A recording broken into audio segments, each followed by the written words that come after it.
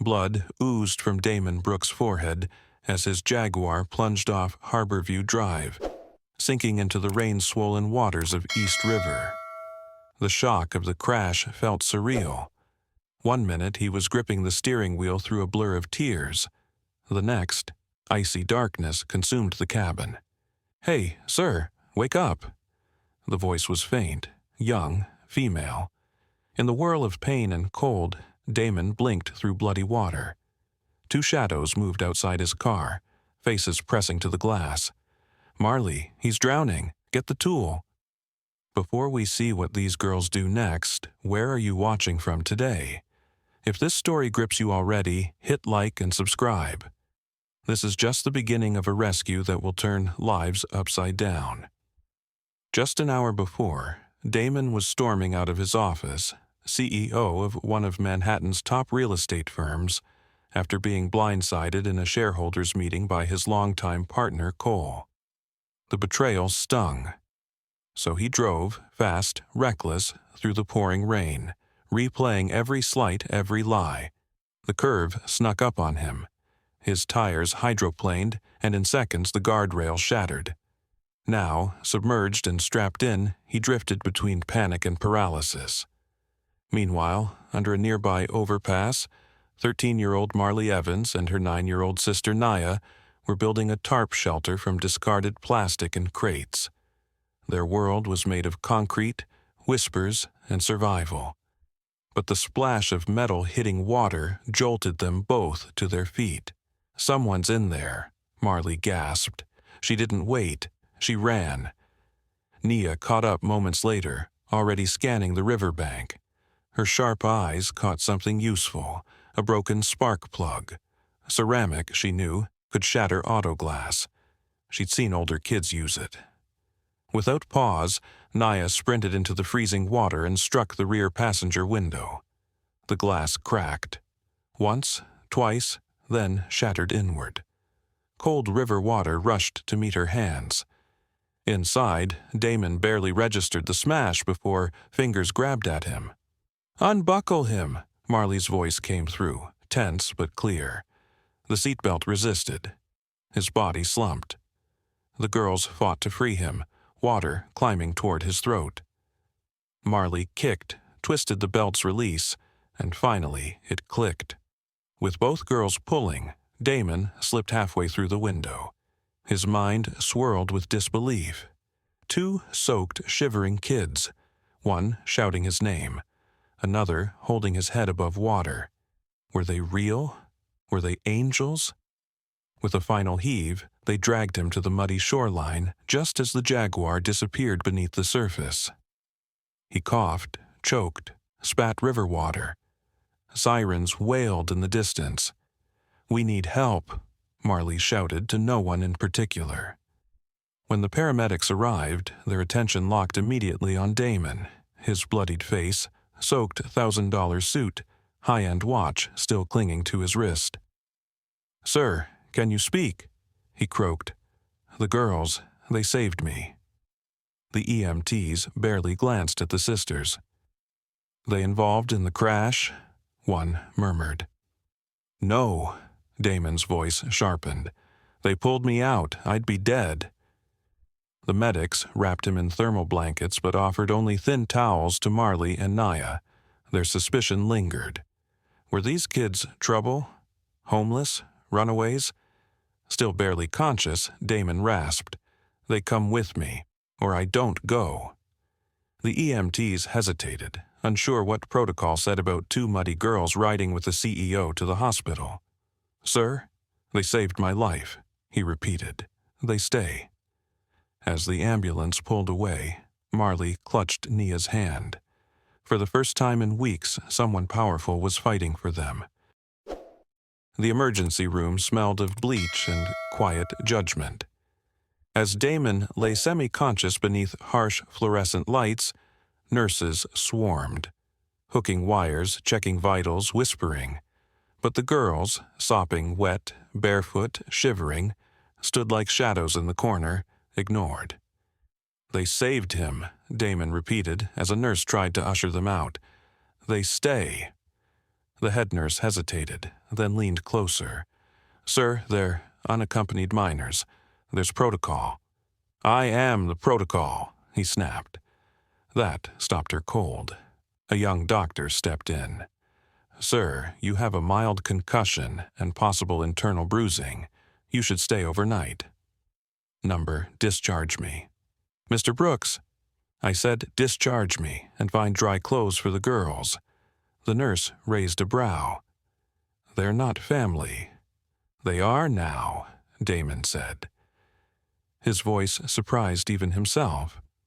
Outside the hospital, his driver opened the town car door, eyes widening at the sight of two soaking black children climbing into the plush back seat beside his powerful employer. He said nothing. The ride to Damon's Upper East Side penthouse was silent, until Marley whispered, "Is this where you live?" "Yes."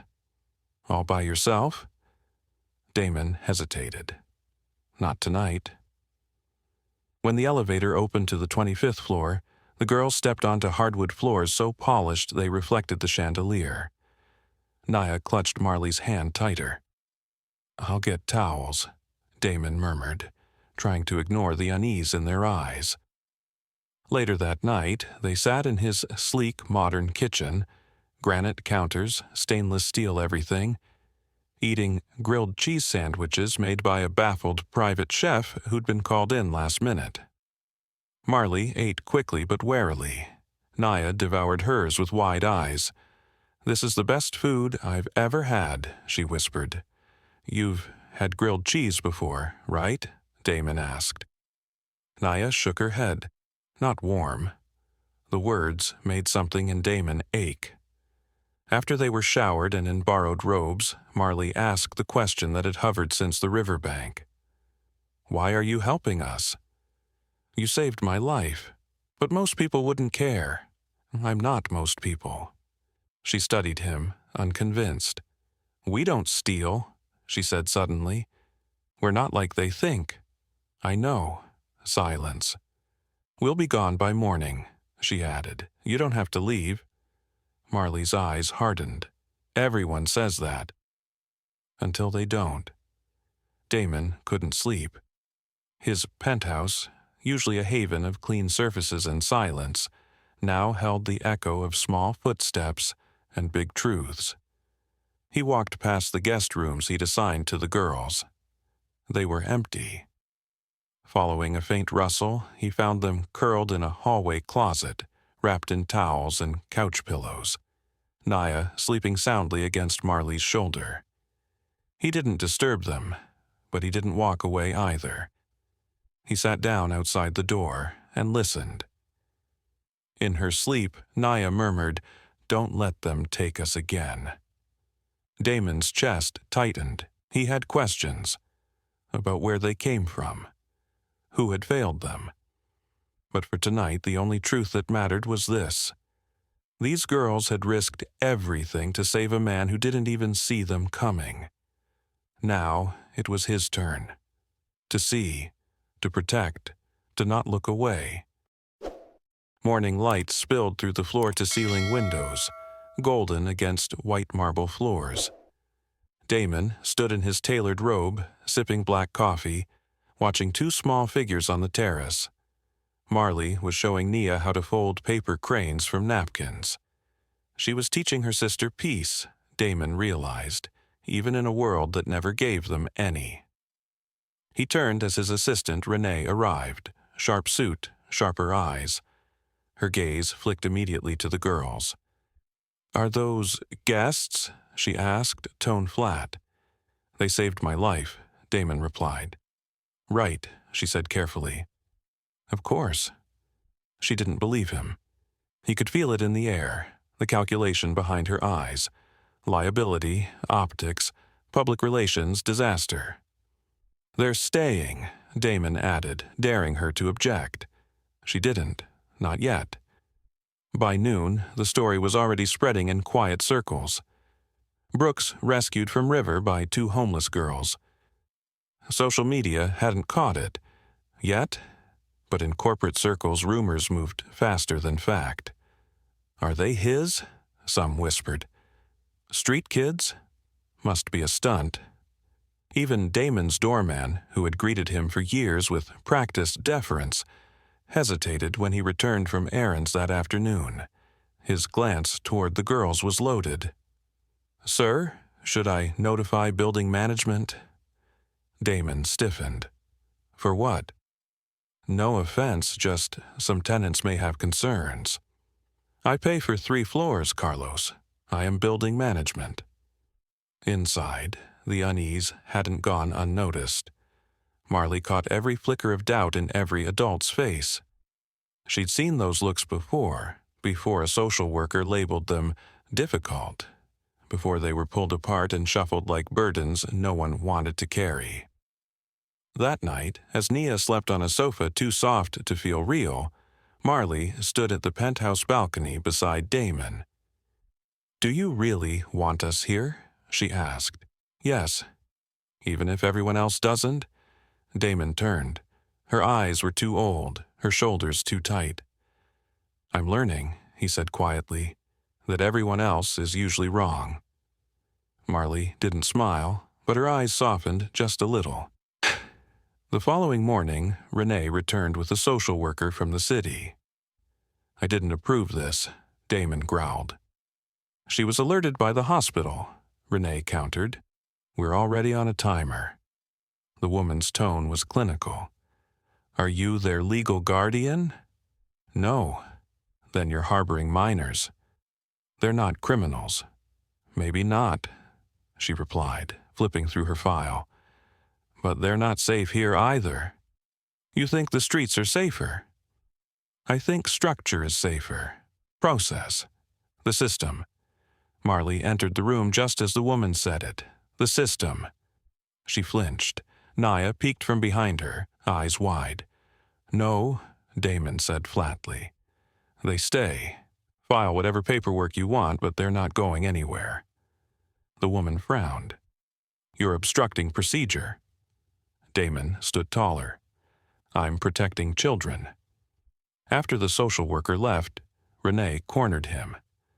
You're risking everything, she hissed. The board will question your judgment. Then let them. And if they think you've lost it, if Cole uses this to push you out, then maybe I deserve to be out. Renee's eyes widened. That's not who you are, she said quietly. Maybe it is, Damon replied. Maybe I've been someone I shouldn't be for too long.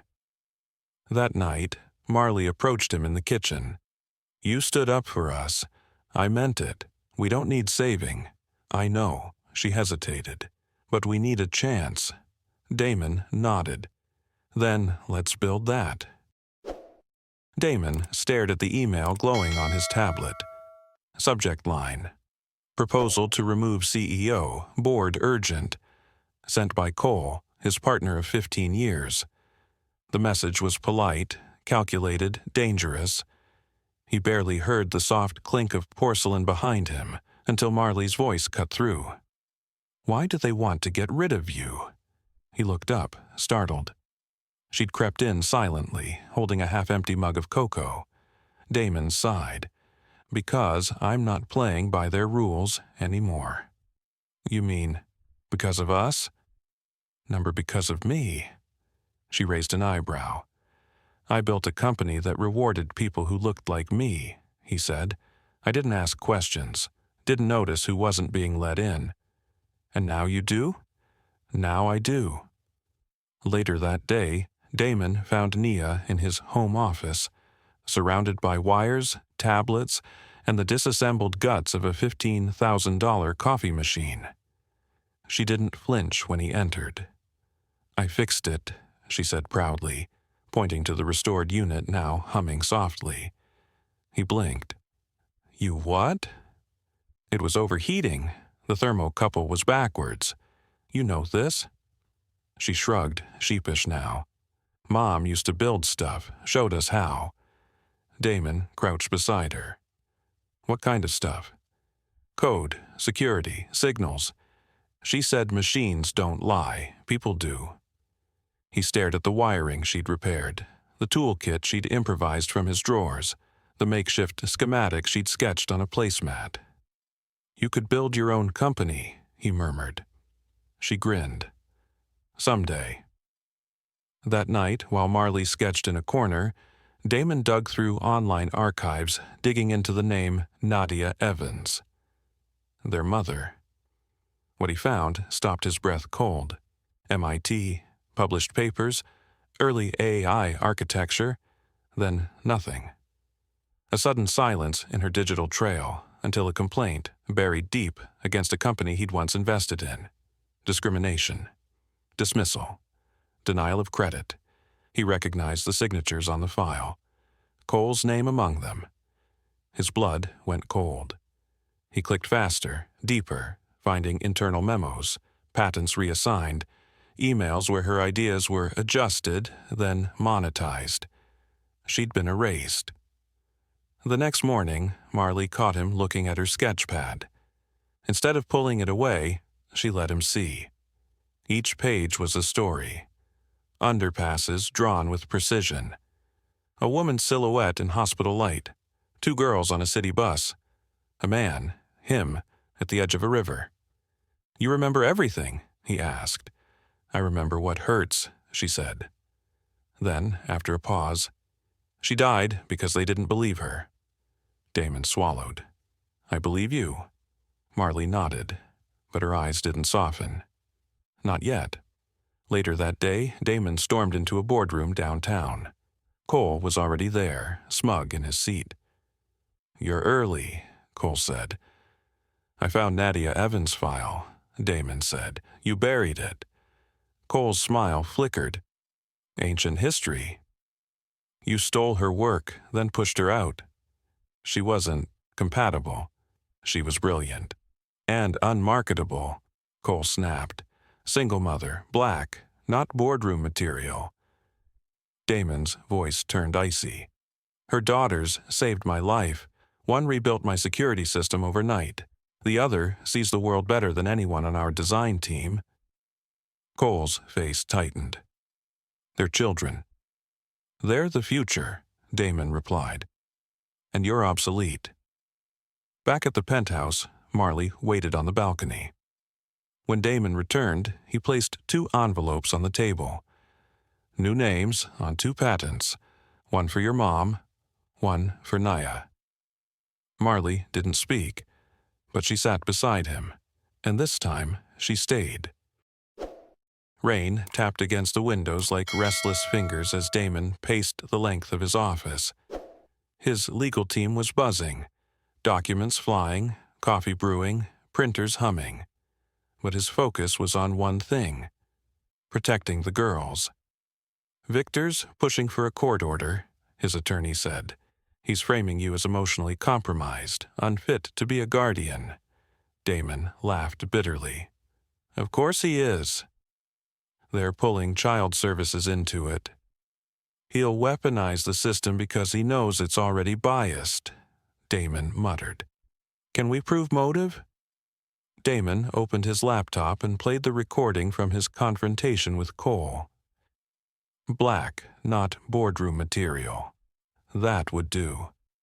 Downstairs, Naya sat cross-legged on the floor with wires snaking around her, eyes locked on a series of monitors.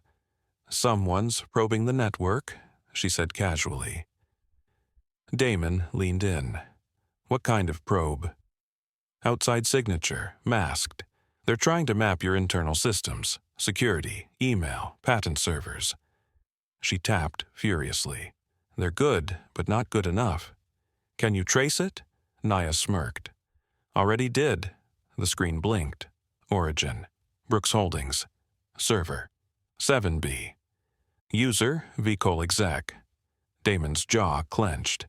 He's covering his tracks. "Too late," Naya said. "I made backups 2 days ago." Later that evening, Marley walked into the kitchen to find Damon staring at the wall. "They're not just trying to get rid of you," she said softly. "They're trying to erase her. Again." He turned. "How do you live with that?" "You don't," she replied. "You fight it." Then she slid a folded page across the counter. A sketch of Naya in front of computer monitors surrounded by shadows, adult silhouettes fading behind her brilliance. "She's not scared anymore," Marley said, "but I still am." "I'm scared too," Damon admitted, "but not of them, not anymore." Marley looked at him, then, for the first time, nodded slowly, like she believed him. A little. At dawn, an emergency alert came through. Someone had tipped child services. 2 agents stood at Damon's door by 9 a.m., flanked by a police officer. "This is standard procedure," one said. "No, it's not," Damon replied. "It's retaliation." They walked in anyway. Naya stiffened. Marley stepped in front of her. "Let's keep this calm," the officer warned. Damon's voice was cold steel. "You'll leave with a court order, not a whisper less." One agent scoffed. "That's not how this works?" Damon handed him a file. "Signed injunction. Superior Court. You'll find your visit is premature." The agent flipped through, his face falling. "Who signed this?" "Judge Hernandez, who happened to review your last removal case and ruled against you." Silence. Then slowly, they turned and left. That night the penthouse felt still again, but not empty. Damon sat in the den, watching Marley sketch by candlelight while Nia disassembled an old drone. He said nothing, but inside something was forming. Not a plan. A promise. A week passed. News broke. Tech CEO accuses partner of discrimination, IP theft. 2 sisters at center of corporate power struggle. Who is Nadia Evans, and why was she erased? The headlines stirred sympathy, outrage, doubt. But inside Damon's penthouse it stirred something deeper. Fear. The girls didn't say it, but he saw it in the way Marley started keeping her shoes near the door again, in how Naya stopped sleeping through the night. Survival wasn't a habit. It was a scar, and scars remember. "We're going to court," Damon told them one morning. Marley's head snapped up. For what? To get permanent custody. A long pause. "You think a judge will give us to you?" "I don't think, I know." "Because you're rich." "Because I'm not going to let them take you again." Marley studied him. "People like you always mean that. Until it costs you something." Damon didn't flinch. "Then I guess it's time I paid." The courtroom was cold, gray, sterile. The judge, middle-aged and sharp-eyed, looked down at the file. "Mr. Brooks, you are petitioning for permanent guardianship of Marley and Naya Evans, minors currently in state care?" "I am." "Are you aware of the financial, legal, and psychological responsibilities involved?" "I am." "Are you their relative?"